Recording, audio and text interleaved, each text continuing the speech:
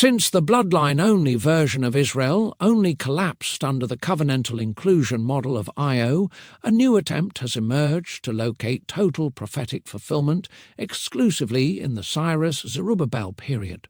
Promoted by Jason Decosta, the claim is that the prophetic restoration storyline of the Old Testament already reached its terminus in the Persian return.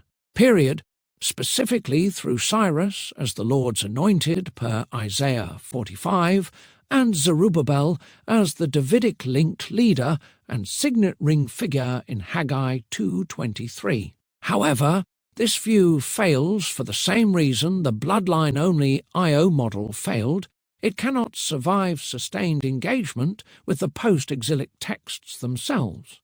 Additionally, the Cyrus-Zerubbabel-Completion model only works if one can smuggle in the following unstated rule. Prophecy can only have one historical referent and must terminate at the first plausible fulfillment. That rule is not taught by the prophets, not taught by Second Temple literature, and was not practiced by biblical writers themselves. And Jason's argument is flawed for other reasons too. For example, 1. Cyrus is explicitly limited in scope. Isaiah calling Cyrus, anointed per Isaiah 45, defines what Cyrus is raised up to do, not the completion of the entire covenantal program. The text is explicit. Cyrus overthrows Babylon, authorizes the return, and enables rebuilding. Isaiah 44-45 never states that covenant sin is resolved, that the law's curses are exhausted, that Israel is permanently purified, that Davidic kingship is restored, or that judgment is finished. The term anointed does not function as an end-of-history category. Priests and kings are also called anointed. Cyrus is a divinely appointed instrument, not a covenantal climax. The text itself never transitions from release to final covenant state. 2. Zerubbabel is presented as incomplete, not consummative. If Zerubbabel exhausted the restoration hope, the prophets writing during his administration would state as much. They do not. Haggai, explicitly dated to the second year of Darius, describes a temple whose glory is inferior, anticipates future shaking of the nations, and speaks of Davidic elevation as anticipated, not realized, per Haggai 2:20-23. Zerubbabel is called a signet ring, but he is never enthroned, never crowned king, and never rules independently. The presence of forward-looking anticipation after the return demonstrates that the restoration remained incomplete. 3. Post-exilic prophets contradict the claim that 538 BCE finished everything. This is the most serious problem for the Cyrus-Zerubbabel-Completion argument. Zechariah, writing in the Persian period, speaks of future cleansing, future removal of iniquity in one day, future Yahweh kingship, and future transformation of Jerusalem. Malachi presupposes a functioning temple, yet indicts a corrupt priesthood, frames his message as a covenant lawsuit, announces a future messenger, and warns of a coming day of judgment. If 538 BCE marked total fulfillment, covenant corruption should no longer be indictable, judgment should no longer be threatened, and purification should no longer be future. Yet the Old Testament itself refuses closure. As such, a restoration that still awaits cleansing, judgment resolution, and Yahweh's kingship cannot honestly be called total completion. 4. No Davidic throne was restored. Major restoration oracles consistently include Davidic governance and Yahweh kingship expectations. After 538 BCE, Judah remained a Persian province, no Davidic king reigns, Zerubbabel vanishes from the historical record, and Israel passes successively from Persian to Greek to Roman domination. If the prophetic restoration were fulfilled, where is the throne, where is sovereignty, and where is permanent peace? Political reality contradicts any claim of consummation. 5. Isaiah's new heavens and new earth do not match Persian period reality.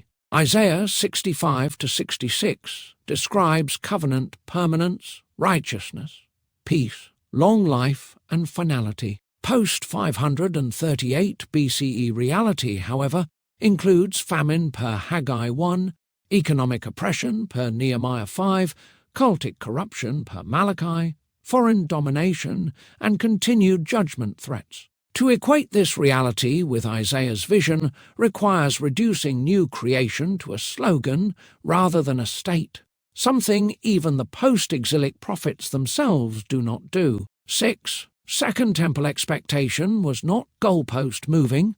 Continued expectation did not arise from psychological denial, but from textual continuity. Covenant problems persisted, prophets continued to speak forward, and restoration language remained unresolved. Messianic hope emerged precisely because the return restored geography without resolving covenant indictment.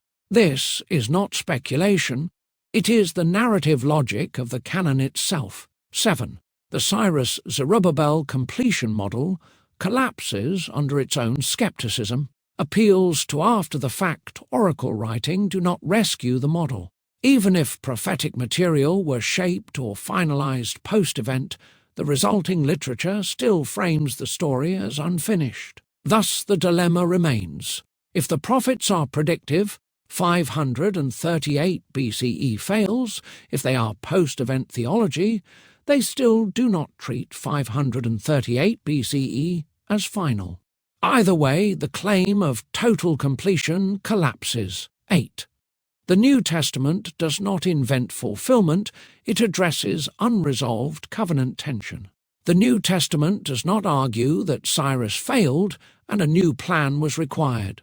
It argues that the law's jurisdiction was ending, the covenant lawsuit was reaching its climax, judgment and transition were imminent, and restoration was covenantal rather than geopolitical. One may reject that framework, but one cannot claim that the Old Testament ended cleanly in 538 BCE when the Old Testament itself denies that conclusion. The bottom line: the evidence against Cyrus and Zerubbabel as total fulfillment is cumulative and decisive.